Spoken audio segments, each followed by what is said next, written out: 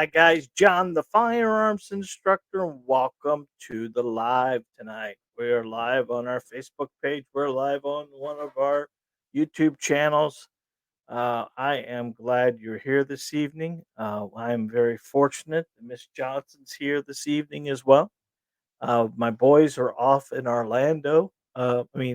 Miami. Thank you, Miss Johnson. Miami. Jacob's birthday's this weekend, or at the end of the month, and Johnny and his girlfriend had decided to take Jacob to a Miami Heat game. And they bought some nice tickets, and Johnny wanted to take his brother over to the game. So we are excited to maybe see him on TV. It'd be awesome. I hope you guys are doing well. We're giving a little bit of time for the live to kick in. We have last week we had a big number. We had 24, I think 24 or 25 that got on the live. We were really hopping up on that, so that was pretty cool. Hope you guys are doing wonderful. Man, I am getting a bunch of people contacting me, and I want to give a shout out to a Chris Mack. Chris Mack called me Saturday, wanted to just tell me how much he appreciates what we do. And Chris, I appreciate you and what you do, my friend.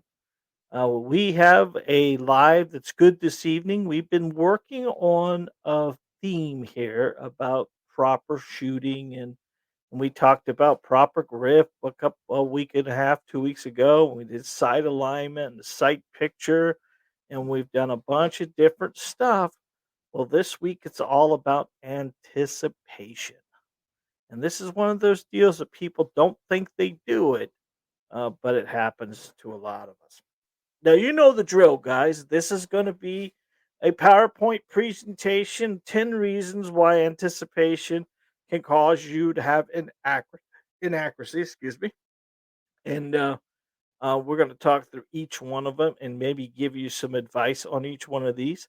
Uh, uh, One of the deals we talk about all the time is if you're new to the live or you just got something saying, hey, there's a live tonight, please let us know where you're from and what's going on. We've had a bunch of people from a lot of different places, and at this point in time, there's six on there, and we're going to try to 6 to 25. It takes an awful long time to get there, but hopefully we'll be able to get it. We just got into that new time of the week. It is daylight savings time. I surely like it stays brighter later, but I surely don't like getting up darker earlier. That's not my fun thing. My beautiful bride, she's a school teacher and she has to get up at 5:30 in the morning to get everything done to get there by 7, and it is not fun for her. She has to do her hair and her makeup and all that stuff, and getting used to the new time change, it is not fun for anybody. So do me a favor, tell me where you're from, and if you are on one of our Facebook lives at this point in time, you can put FB, and if you're on one of our YouTube lives, you can put YT. And I don't know if you guys remember, but we have our podcast going as well, and that can be found anywhere a podcast is available. If you look up John the Firearms Trainer, you'll find a podcast. Now, we haven't done a single podcast by itself. We are taking these lives that we do and we are making them audio only so you can put them on your device, and where however you consume your your podcast, we're going to be available for that, and we're going to start doing a little bit more private stuff on that as well. A lot of times we multi-use our inventory, our videos and stuff for shorts and things like that. So we just did, and YouTube has their new podcast available. So the podcast on YouTube is unique because it is audio and it is video as well. And all you have to do is put on your YouTube uh, YouTube Music will have the podcast for all the stuff you're looking for too. So it's an easier way to go if you're going to do that. We have a few comments we're looking at right now. I'm going to go check those real quick and see who's here. All right. So we had a gentleman, and his name is Sule Lagaharde. I'm sorry, I probably destroyed that. But he asked a question, and it said, "Sir, please tell me two things. First, the service life of a Chinese TT pistol. Second, if I keep a full magazine loaded, I assume, all year, will the springs be lost or damaged?" Okay, so the first, I'm not sure about the pistol, the Chinese pistol. If it looks like it's in good shape, buddy, and it racks and it does everything, uh, it should be all right. I would be concerned if there's any kind of rust or any kind of things like that. A lot of these aftermarket, I'm assuming you bought something on a surplus area there. You would have to test it first to see if it's going to work. But most of the time, if a weapon like that is built yeah, in the past, the surplus stuff normally works pretty well. There's no issue really with them.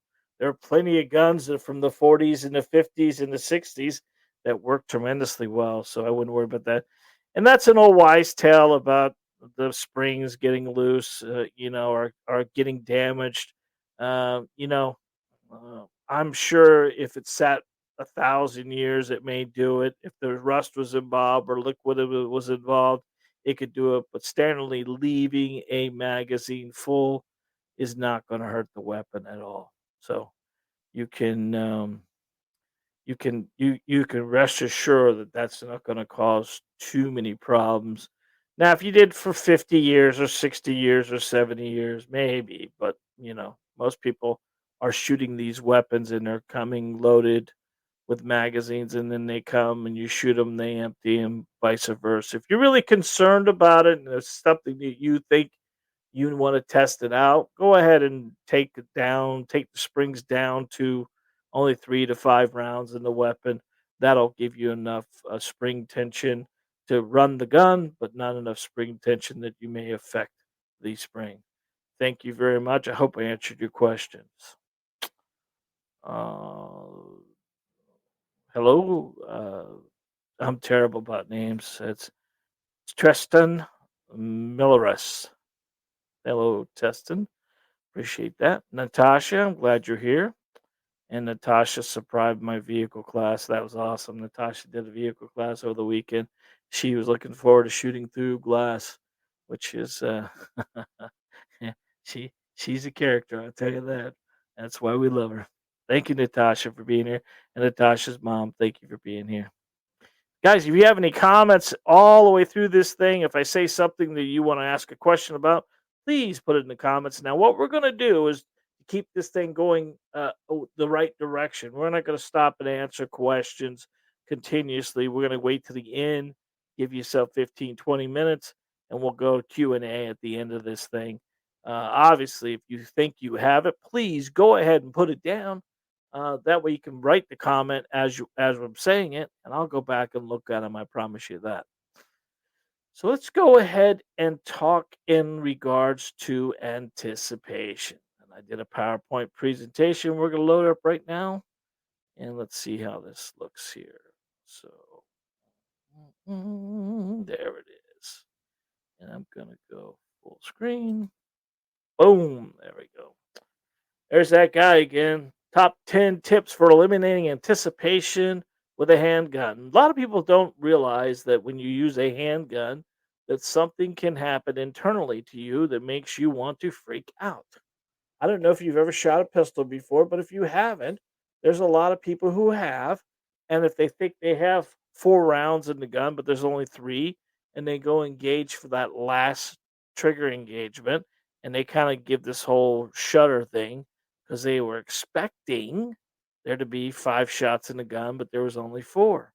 And what tends to happen, guys, is internally your monster is screaming its head off because it doesn't know what you're doing.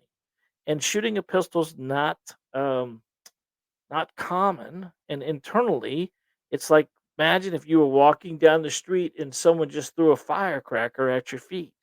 Well, you would kind of jump from that. I'm sure you would.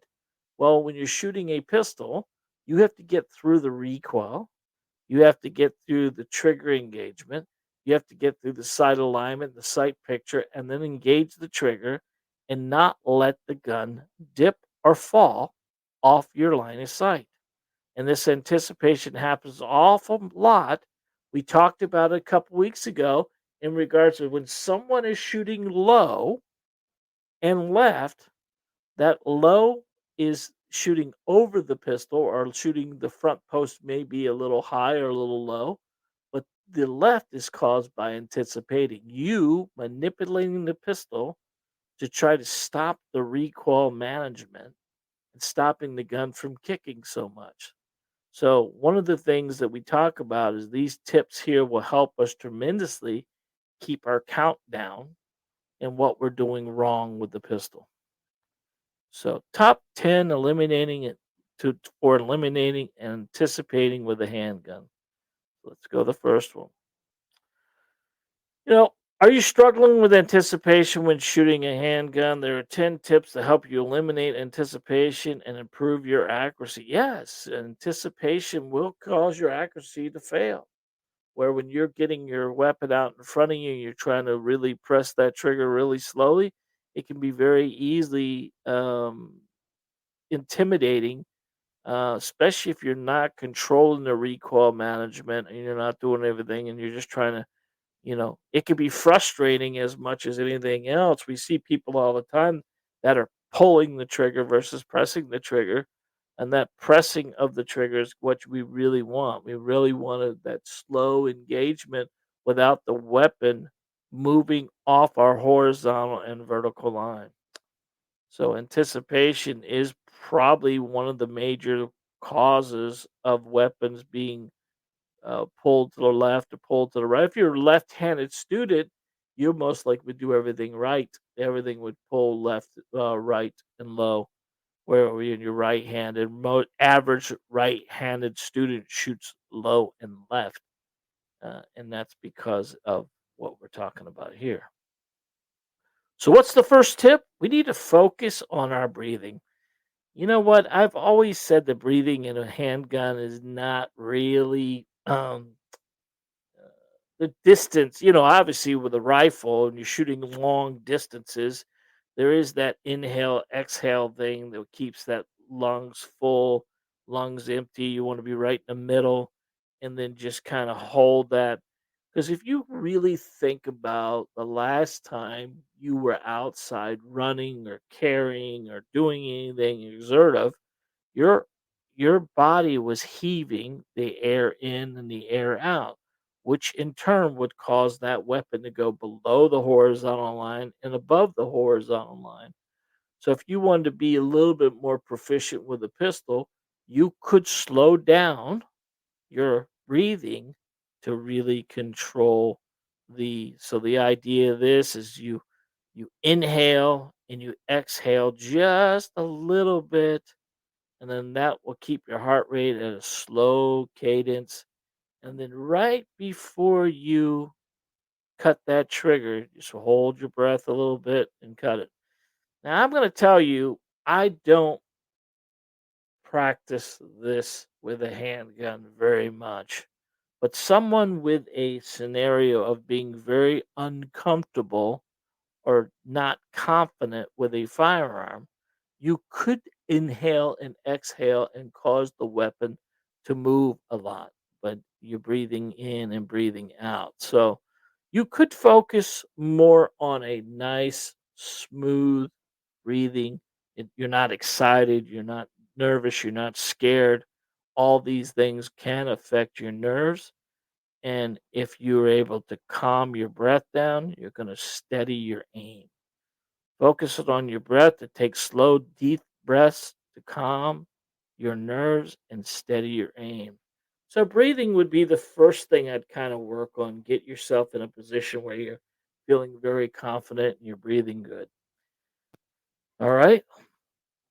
Number 2 would be practice proper grip. We talked about this a couple weeks ago, how important grip is. Here's a picture of a gentleman with a high on the tang grip, thumbs facing forward, just the barely tip of his finger. He's driving the weapon with his pecs of his body, and he's just keeping that gun level. and maintain a stable shooting position. Practicing proper grip and stance. Make sure that you have a firm grip on the handgun and maintain a stable shooting position. If you look at those thumbs, guys, they are along for the ride. They are not supposed to be putting any pressure on the side of that firearm. A guy a couple weeks ago came to one of our classes and he was notoriously shooting right. And I'm watching him. He's got a good grip. He's doing everything wonderful. And I watched him push with his thumbs. And he was pressing very hard with his thumbs and causing a right handed student to shoot to the right. He was thumbing the slide. And thumbing the slide was causing it to push off to the right. And he was anticipating the thumbing, which was causing him to shoot high and right, which was kind of a weird scenario. He was pushing with his thumbs very hard. So I told him to take his thumbs off the gun, and it solved him immediately. He was back in the center of the target. So a proper grip is so important. And if you don't know a proper grip, guys, there are plenty of videos on my YouTube channel that you can watch that we did full videos on all of those things. Proper grip is that foundation we talked about a couple weeks ago.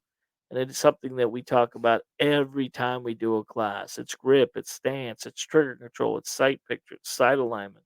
It's all things together, which we've been covering the last couple weeks to give you a full foundation. The foundation is so important because one little thing off of it causes everything else to be a little wonky. Wonky's a word? I think wonky's a word. We use wonky. All right. So number 2 is practicing proper grip. Let me know what you guys think about these. Tell me if there's something I'm missing, please.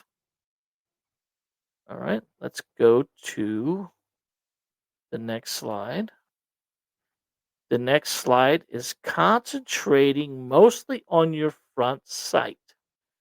Here's where a lot of people get a little carried away is they use that front sight focus only and they don't think about the rear sight. And this is where a lot of people get what we're looking for in that proper grip and the proper stance is that gun not to be moving or wiggling. And then when I cut that shot or when I engage that trigger, that front sight does not move.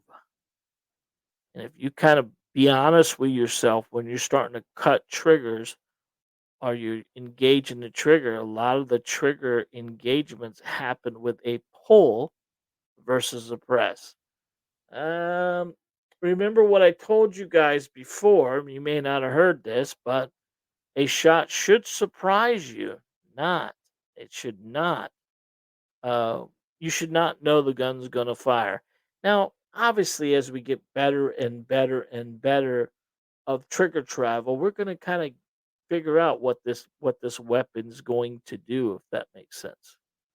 But concentrating on your front sight, keeping your focus on your front sight of the gun will ensure a proper alignment.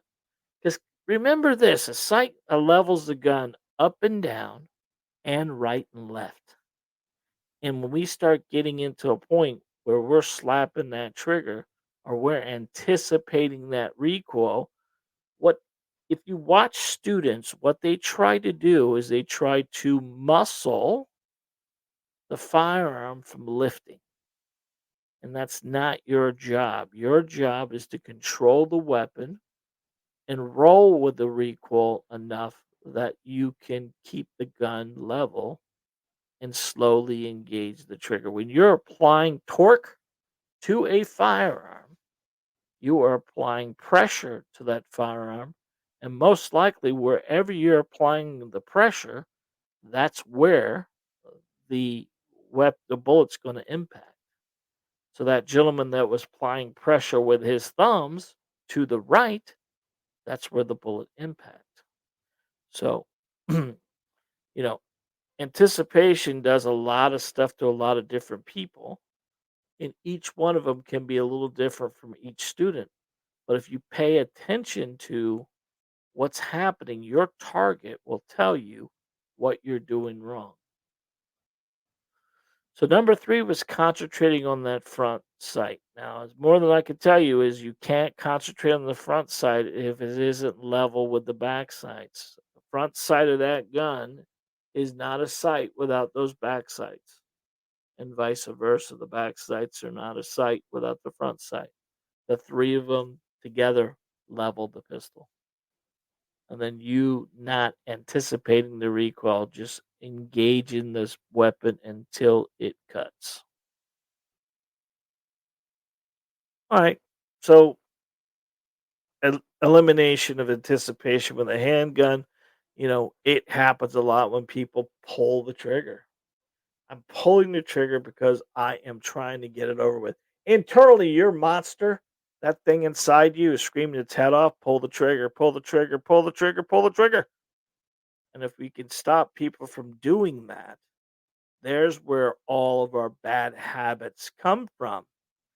Squeeze, don't pull the trigger. Apply steady pressure to the trigger instead of jerking it, which can cause anticipation.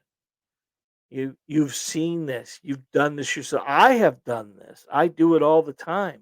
It's normally my first trigger engagement is the one that I normally try to rush as much as possible. 2 weeks ago, we talked about trigger travel, and that trigger travel allowing that pistol, the trigger to come back to a certain point. Triggers, like anything else, will load. They will get heavier, or they will get to a point where they're about to get to that cutting edge, and just about there, then the weapon fires. It's very unique for a trigger not to have some kind of trigger press or trigger pressure to get it to a certain point. One of the greatest pistols that you could put in your hand to understand this more than anything else is that Smith and Wesson Shield Plus. That Smith and Wesson Shield Plus has a very unique trigger. It has been like that for a long period of time, but the Plus now has a flat trigger on it. So when you go to engage that trigger, it travels just a very minute back and it stops dead. There is no travel to this trigger at all. And once it gets back to that wall, then anything past that wall, the weapon's going to fire. One of the hardest things, really, to tell a student is when the gun's going to go bang. How do I know the gun's going to go bang? Well, you have to engage the trigger enough to get to the point where you know where it's about to cut. And that's one of those deals. But once you've done that, you've been in a range before. When you pull a trigger, you get an impact that you don't like. And when you press a trigger, you get a better impact. And if you're using the tip of your finger, like this picture shows this gentleman is doing, he's not manipulating the pistol by putting his full finger into the gun. The more finger you put in this weapon, that's where the weapon's going to actually engage to on that side. And you're pushing it off to that side. If I put to my crease, my trigger finger to the crease, that's going to cause a lot of trigger engagement, pistol engagement to the left because you're putting. Well, obviously, if you're right-handed student, if you're left-handed student, it would be off to the right. So number 4, squeeze, don't pull. Squeeze, don't pull. We like to use the term press. Just press the trigger. Applying a steady pressure. That's the key. A lot of people get carried away. They'll take some of the trigger out, and they'll boom, they'll pop it. And then when they pop it, it actually, if you pay attention, take you and your buddy to the range. Pay attention to the weapon itself. Don't worry about where they're shooting. And you can see the manipulation of the pistol. You can see what it does. You can see when it pops or pulls or anything else like that. It definitely, for me, from behind, I can tell what a student's doing immediately when I see. Obviously, the impact of the bullet tells us more than anything else, but they don't see what they're doing with the weapon until I show them. That's why I love carrying my video camera back there So when I've got them up there and I'm letting them engage the weapon, they don't feel or don't see them using the wrist to aim the gun versus the waist to aim the gun. And they don't see that big pop when they pull the trigger and the front post just dumps down like crazy. So squeeze, don't pull for number four.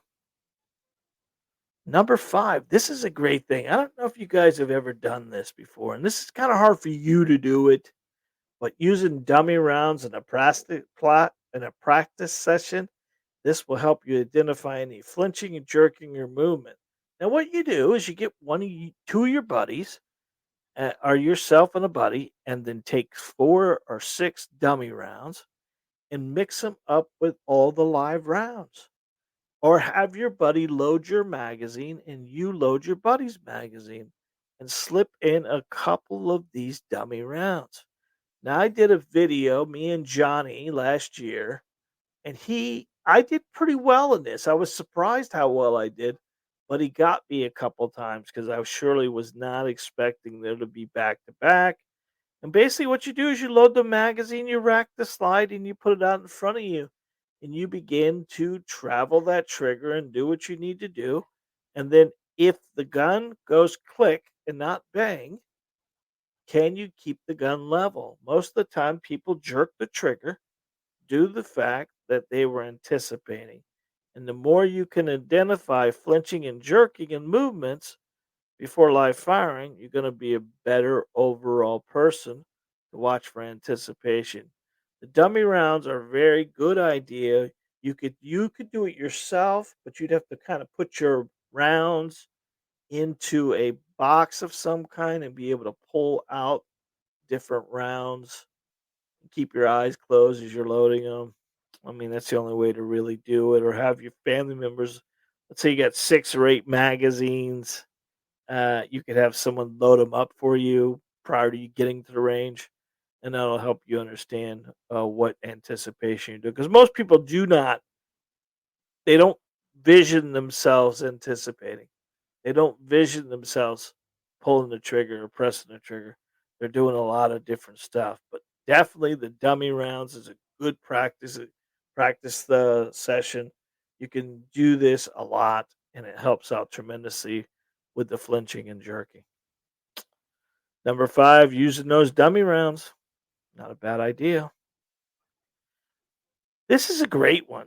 I mean, I kind of I use a lot of I use a lot of I use my experience, but a lot of times I'm looking for um, o- other ways people can see this. And I was telling somebody the other day that somebody that goes back into the range with confidence, they're going to shoot a lot better with someone without confidence. And obviously, this makes perfect sense, right? But people don't trust what they're doing with the firearm. They don't trust their sight picture. They don't trust their sight align. They just assume they have to see and look and um, not trust that the bullet's going to go where they tell it to go. And visualization of the shot before you take it is one of those things that you can kind of work yourself into this thing because we talk a lot in regards to aim small, miss small, or putting the rounds together. A lot of this stuff is just a repetition thing that we're doing, but we have to really vision what we're supposed to be doing here, right? We got a 6-inch paper plate. We want to put all the rounds in the 6-inch paper plate. We know we need to aim a little lower than what we're doing because that bullet rises as it fires, and we need to cut all those shots and keep a clean plate. We don't want any rounds coming out of the plate. We don't want them on the edge of the plate. We want them in the center of the plate. And we need to visualize where that first bullet goes. And I impact just a tad low from where I'm aiming at a 6 o'clock hold. So I know if I'm going to take this target out to 21 foot or anything past that, I have to adjust my sights a little bit. But in real world, if I'm going to go out further distances, I'm going to use a larger target because my ability to be pinpoint accurate at 10 feet may be okay, but as we get further out, there's a lot more manipulation that has to be done. Using a pistol at 100 yards, who does that? You can do it. That and at 50, it can be done. I've done 50-yard steel before. I can't tell you that we hit a 10 out of 10 on it, but it can be done. You just got to kind of work on engagement, and everything must be just tight. If that makes sense. The tighter we are shooting him, those shots, the easier it becomes. The more sloppy we are at longer distances, there's no chance at all. So visualizing the shot before you take it. How many of you come to the range with a plan? This is one of those things we talk about before. You got to have some idea what you're doing here. I have the 81-year-old man, Mr. Lou, and he has been shooting an awful long time. He was in the military. He just got a new pistol, and last week he was so disappointed because he was just wasn't shooting properly. So I went back and I gave him a few adjustments. And Mr. Lou, he tends to bring his arms in because he's got a bad back. And I keep visualizing. Said, Lou, I need you to visualizing your arms all the way out as far as you can. We don't want Lou to hurt himself when he's shooting, but when you bring your arms to your chest, you're making those arms a shock absorber. And now when he shoots the weapon, that firearm is not being controlled. Mr. Lou came in today, went back 5 rounds, 50 rounds, 5 shots at a time. He came in the office and showed me his targets. Solid, man, solid. Because he went back there with a plan. All right, he said, John, I'm going to go back. I'm going to shoot my 5 shots. I'm going to concentrate. I'm going to put a 21 foot. I'm going to put the paper plate. He told me everything he was going to do, and guess what? He did it. And he came back up here, and he was happy as a peacock. And that's all we want, because realistically, being confident with a pistol will change everything. Confidence will help you reduce anticipation. Trusting the gun is just a tool, and you have to operate it. This thing does nothing without you. And you are the only thing that causes this weapon to go right, left, up, and down. Because hit laying on the counter can't pull its own trigger, can't load its own rounds. Anticipation comes from somewhere, and ain't the pistol, it's you. Visualize those shots, guys. Make a plan. Make a plan, keep a plan. That's what I always recommend. Because when you go back there, I want you to be honest with me. Last time you at the range and you shot 250, 300, 400 rounds. I mean, it feels good to do that. It feels good to go back there and blast away, right? But what are we getting out of that besides bad habits? Real bad habits. Bad habits are easy to pick up. Good habits take long and an effort to become more proficient. Number 6, visualize that shot. Number 7 is practicing that dry fire. I mean, that dry firing is a big deal because it helps us tremendously understand the trigger creep, how far that trigger needs to come back. This is a great little deal here. This is the quarter test here, or the penny test you can do. It works good on Glocks because the Glock trigger up front, the Glock sights up front is flat. But I've done this. I've done the same thing with the casings on a 9mm. You've got to put up there. There's a video on our YouTube channel of me doing a dry fire drill just as this, getting that trigger back, controlling and eliminating the anticipation. When you're trying to put that out there, put a brass casing on there, lift the gun up into your sight alignment, and then slowly cut the trigger and not have that quarter fall or that brass casing fall. And it's on video, guys. I did it. I did it a couple times. So Johnny, there's proof of me doing it. I'm getting older, so I do have a little bit more um shaky shakes once in a while. I don't know what it's about, but sometimes it happens. Um, Practicing that dry firing, you don't need to do the quarter thing. You just need to get that trigger back and feel it. There are a lot of products out there, that you can practice your dry firing, but you don't need to buy something expensive. All you need is a weapon. All you need to make sure that when you're doing your dry fire drills, that there's no ammo anywhere in the room. Matter of fact, take the weapon, take the magazine away, don't have anything at all in there with ammo, and just practice racking it and slowly taking that trigger back to it. So, whole point of dry firing more than anything else is understanding when the gun's gonna go bang, which internally, what it does for you is the monster inside you starts to think, wait a minute, he just engaged the trigger and it didn't go bang and it didn't have a recoil and it wasn't aggressive. What's going on? So now you're confusing the monster a little bit inside you because lately, every time you've touched this pistol, it's recoiled and it's banged. And now you did 10 dry fires and it didn't. So internally, you start to understand how much travel I can put in this trigger before it does go bang. Because realistically, the more trigger travel we take out of the pistol, the less manipulation we're going to have, the less anticipation we're going to have, because we know at a certain point that weapon only comes back to a certain point, and then the weapon's going to cut. So if we could take some of that slack out, like we talked about a week ago, and get it back to a certain point, it's going to be a lot easier for us. 13 is the highest we've got so far. 13 people looking. We appreciate you being there, guys. Let's see if we can get this to 15 tonight. We appreciate that. If you can get friends and family to watch it, we would love that. If you can for me, it would be great.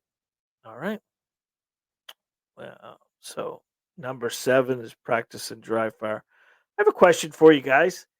How many of you are dry firing on a regular basis? Why don't you give me an idea of what you're doing at the range too, if you want to. Tell me how many rounds you normally shoot and tell me what kind of dry firing drills. Dry firing drills are a great drill because when back in the day when 9mm was expensive, the dry fire was the cheapest way to get our head around it because it was very, very expensive, back in pre-COVID days or right at COVID days when you were 80, 90 cents a round. You don't want to be spending a lot of time shooting on that stuff, especially because it starts getting costly on you. Let me know how you guys are doing your testing or your dry firing and things like that. All right, so I was going to get to it sooner or later. You need to seek professional instructions. This is going to help you tremendously, guys. This is more an instructor can give you valuable feedback and guidance to help you overcome anticipation. Well, 100% an instructor can do a lot of different stuff for you, and you need to find the one that's going to work best for you. Now, I've mentioned this multiple times. We would love to have you come here and do it, blah, blah, blah. But most of you are not from here. But if you are from here, we would love to have you come here. We do classes every day. Most of our classes are private. You don't own a pistol, we're going to put a pistol in your hand. We think that's going to be best for you. But one cool thing about us being a training facility that everything in the store is shootable. It gives you the ability to shoot a pistol before you buy it. Went out to the gun show this weekend. We went to Charlotte. Nice show, not too bad. A lot of people walking around trying to pick that right pistol for them. Well, how are you going to buy a pistol and not even know how it shoots or anything else like that? I know it's unique for us to do these things, but how silly would it be to buy a pair of shoes online or buy a wedding dress online without trying them on? You know what I mean? You got to do that. Same thing here, man. You got to try on a pistol. If you have the opportunity to get someplace, get with an instructor, and try a couple different pistols, it's the best thing you can do. But when you're seeking professional help, they're going to walk you through the whole thing.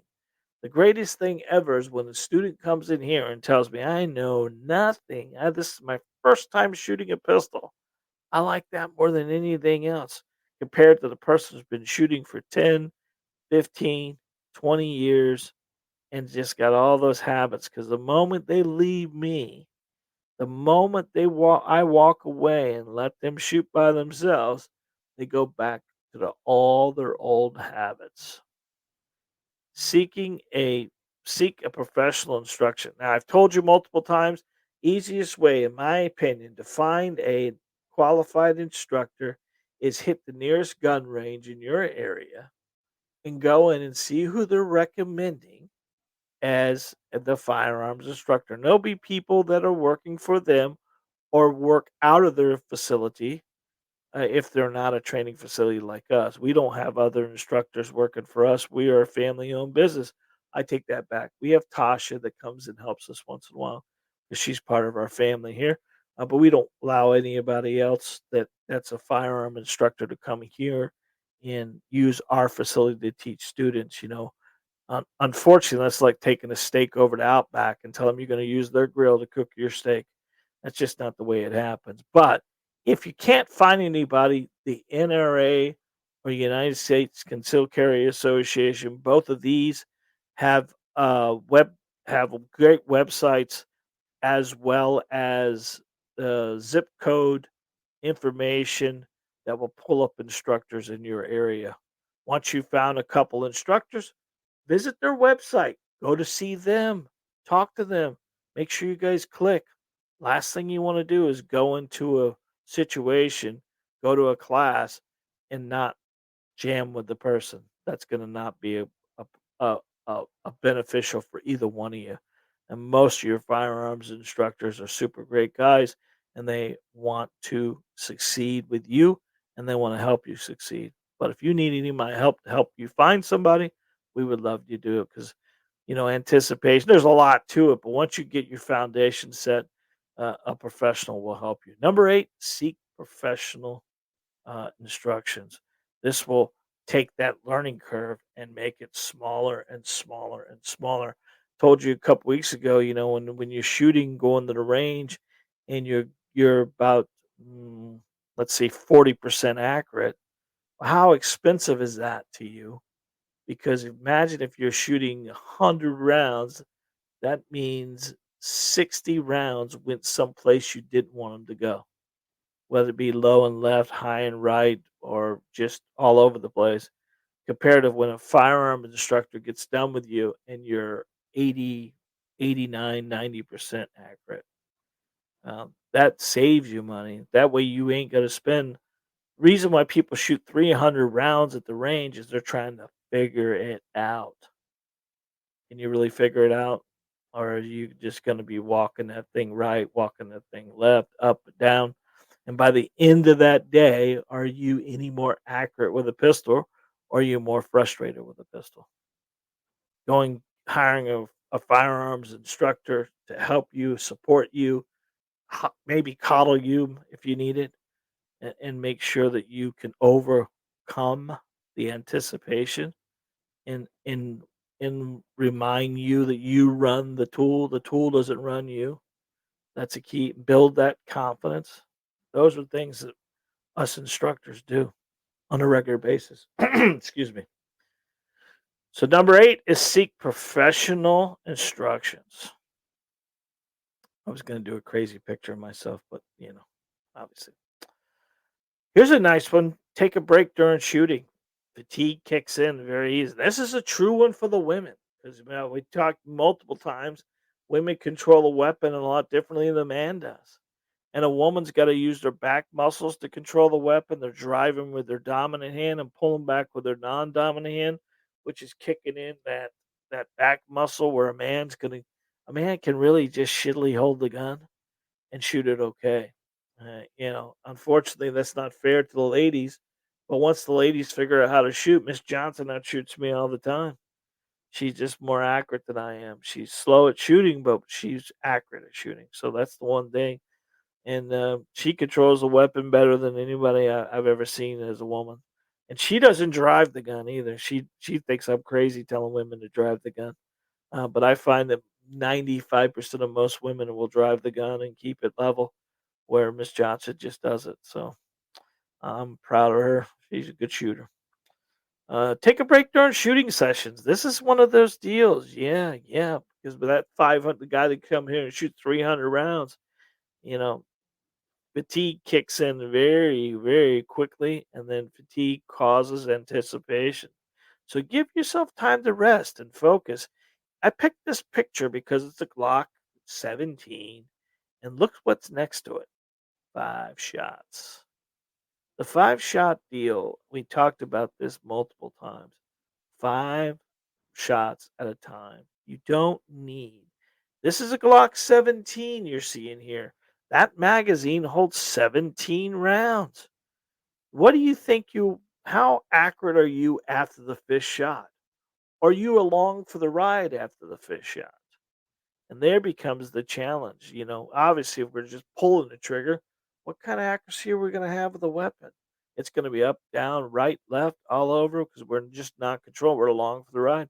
You stick to 5 rounds at a time. Take your time shooting. Take the each shot concentrating on your front post and getting comfortable. You can go almost a full hour and only shoot 50 rounds. Now, low round count drills is all we tell you guys about because I don't need to put that many rounds in the gun to understand the proficiency of it. I need to just make sure that everything I'm doing is working for myself and I'm not running into any kind of anticipation. So take a break during shooting sessions. Fatigue can lead to anticipation. So give yourself time to rest and refocus. There we go again with that refocus. What are we here to do? Are we here to just to blast ammo? Are we here to become more proficient with the pistol? And I hope it's the latter, more efficient with the pistol is what we want. Because as a firearms instructor, I would tell everybody all the time, you are responsible for your bullet if you use your weapon in the line of defense. And if you are not as accurate you like to be, where's that bullet going to go? What's it hurt? What's it maim? What's it paralyzes? You're morally, civilly, and criminally responsible for it. So you need to make sure that you are as proficient as you can be with a firearm. So taking the breaks, spending time, understanding everything will make you more confident. And with more confident you are, less anticipation would kick into the weapon at that point in time. All right.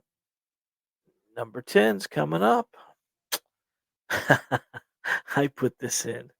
Uh, this is one of those deals that there's a terminology we call here in the gun world, no prairie dogging. This happens an awful lot with students when they've got the weapon out in front of them and they cut the shot and they lift their head to see the impact of the bullet, which in turn causes the impact to be all over the place. So always follow through after the shot to maintain control and accuracy.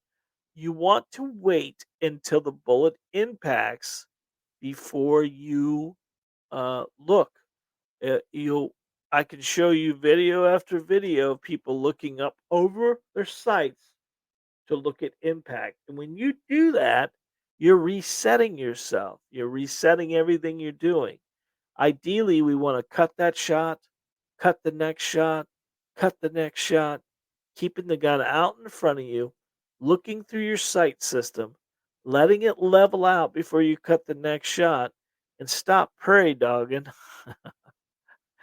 Stop prairie dogging over top of the sights. You know who you are. You know what you do. People say, I don't do that. Yeah, you do. People do it. We all do it. I've done it. I do it. You know, that first shot, I'm always making sure but you just got to be confident. You got to say, hey, listen, I put that sight out there. I've got that target out there. I'm going to cut this shot. I know it's going to be there. Close enough, right? Doesn't have to be exactly where I'm aiming, but it's got to be there to a point. Put the sight out in front of you and stop looking over top of the weapon to see what's going on. You know what a lot of people do? They'll drop their arms to look at the shot. Now you've dropped your arms as well as anything else. That bullet's going to follow the trajectory of where the weapon goes. And if you're letting yourself anticipate as well as prairie dog, as well as all the other stuff that people do that are bad habits, thumbing the gun and everything else, it's hard to tell somebody exactly what they're doing wrong without watching them shoot for a while.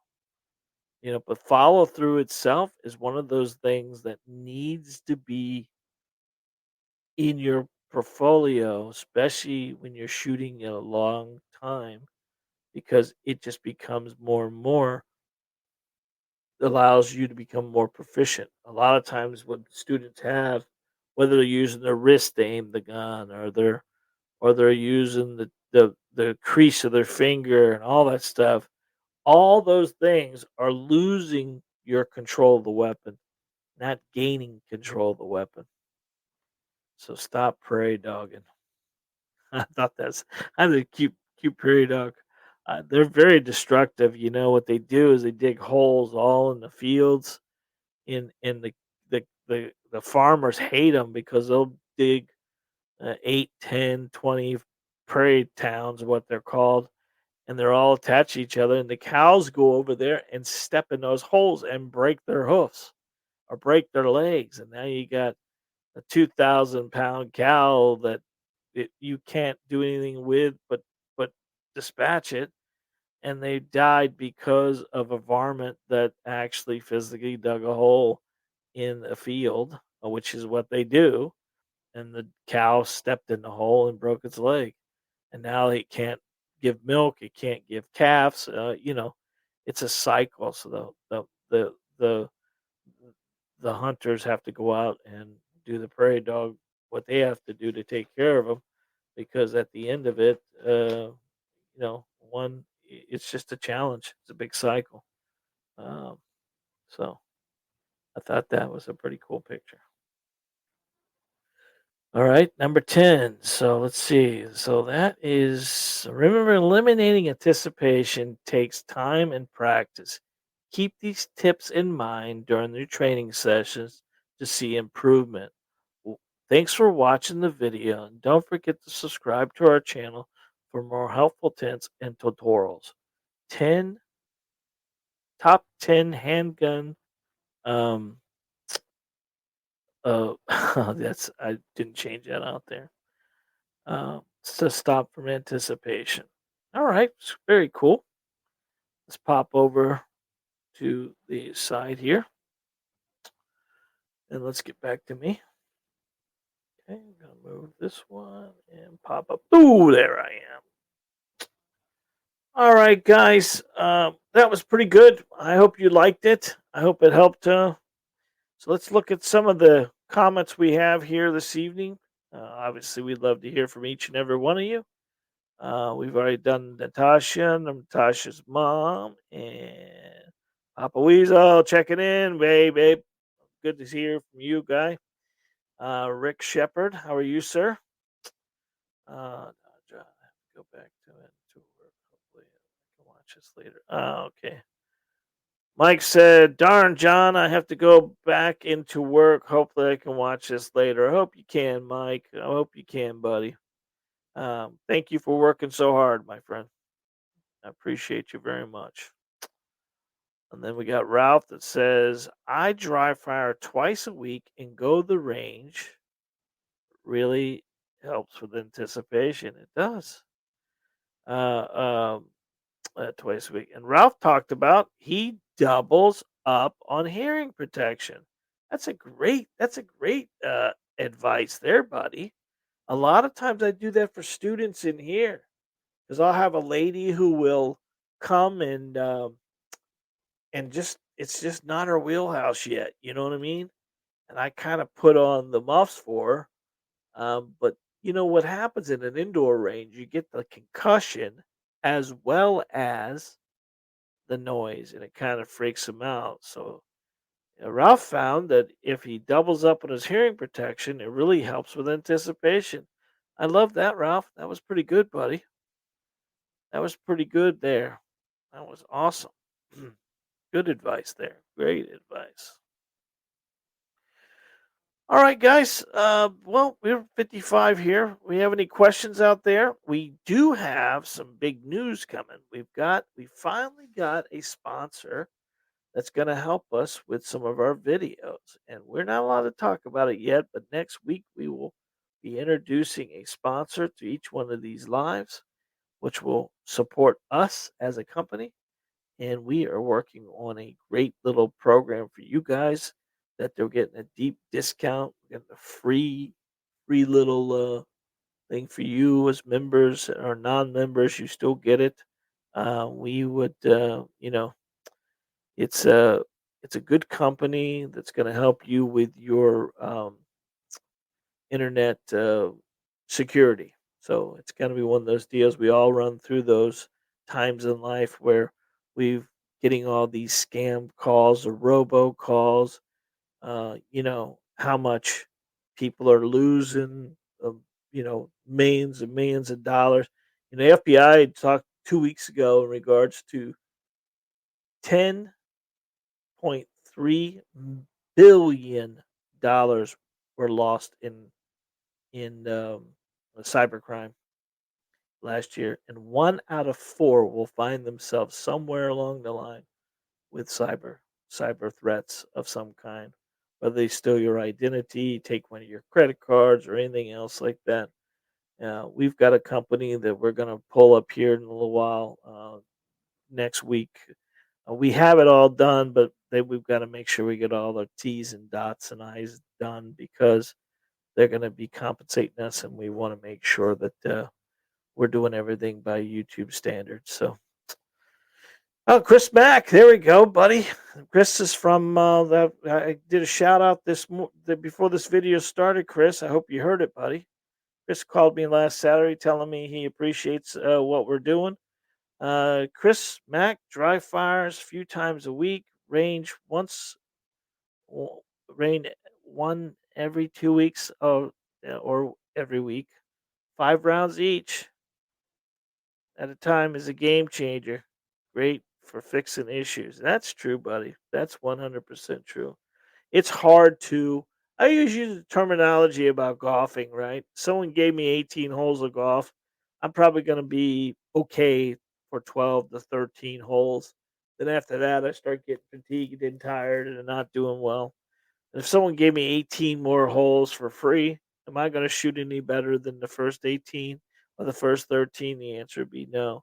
Same thing here, guys. If you come here, really, if you think about the gun store selling you 300 rounds or 400 rounds or 500 rounds of ammo, uh, you know, the gun store's making money on that. You're not. That's not helping you.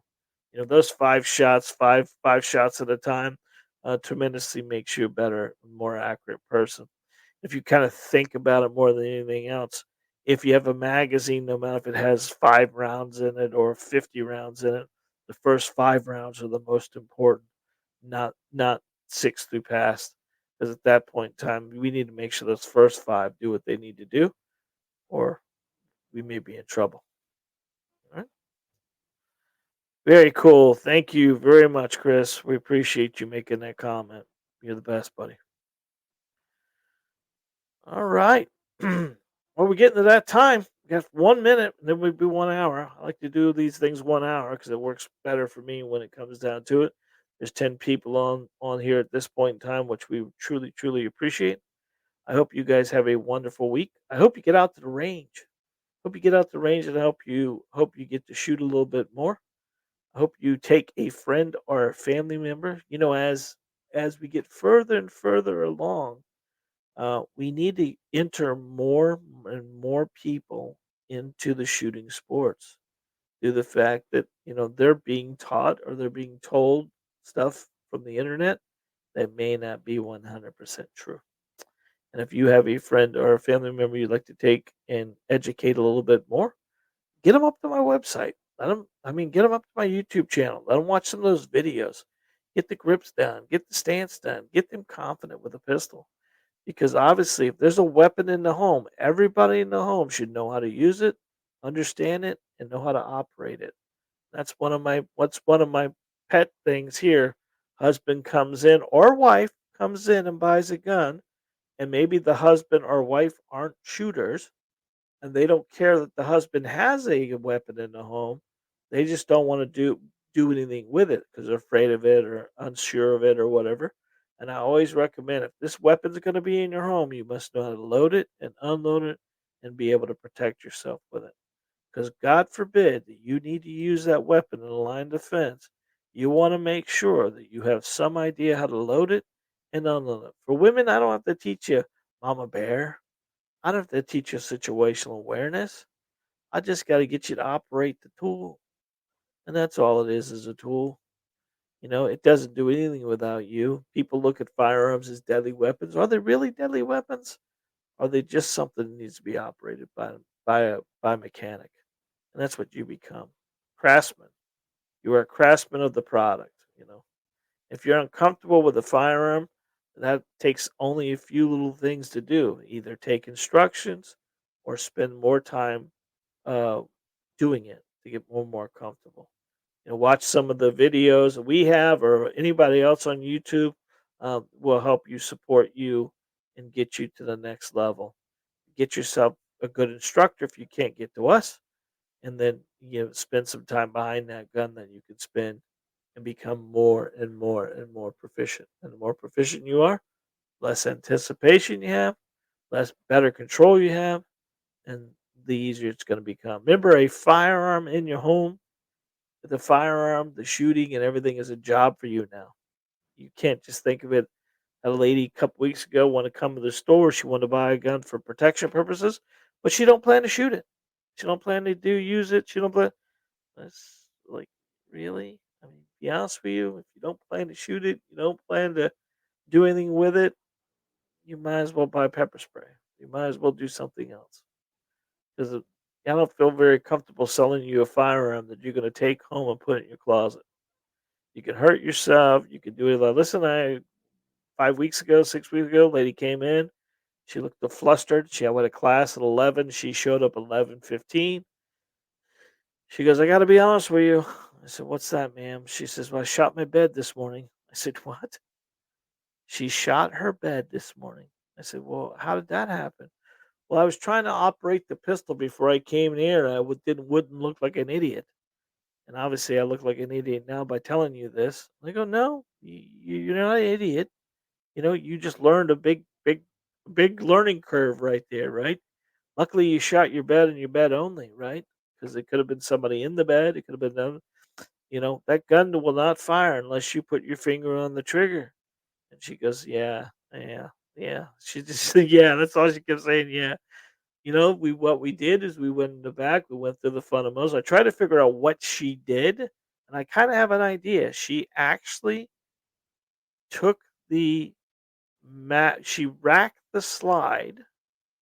Is what I'm getting. She racked the slide, and then she took the magazine out. And at that point in time, she had a loaded gun in her hand, and she went to rack it again, but she engaged the trigger while she was racking it, and it blew a hole in the mattress, which I'm sure that was a shock to her. So be careful out there, guys. Remember, the gun is just a tool that needs to be operated. Number one handgun rule of all handgun rules is treat the weapon if it's always loaded. If the weapon is always loaded, where's your finger not going to be? On the trigger. What are you not going to point it at? Anything you love and don't want to destroy. And always keep the weapon pointed down range. Right? Remember, a loaded pistol needs to be unloaded. And the easiest way to remember how to unload it is with the acronym DROP. DROP. You drop the magazine, you rack the slide, you open the slide, and you physically check the weapon. DROP will save your life for someone you love. Until next time, guys, God bless, be safe, and remember, you are your first line of defense. We'll see you next Tuesday. If you have any comments or anything else like that, you can always comment through our YouTube channel. We would love to have you guys come back next week. check out that new sponsor. I guarantee you're going to love it. It's going to be something that you're going to need and economically inexpensive to protect your family from the internet and the scam artists that are out there. End screen's coming up. God bless, guys. Love you.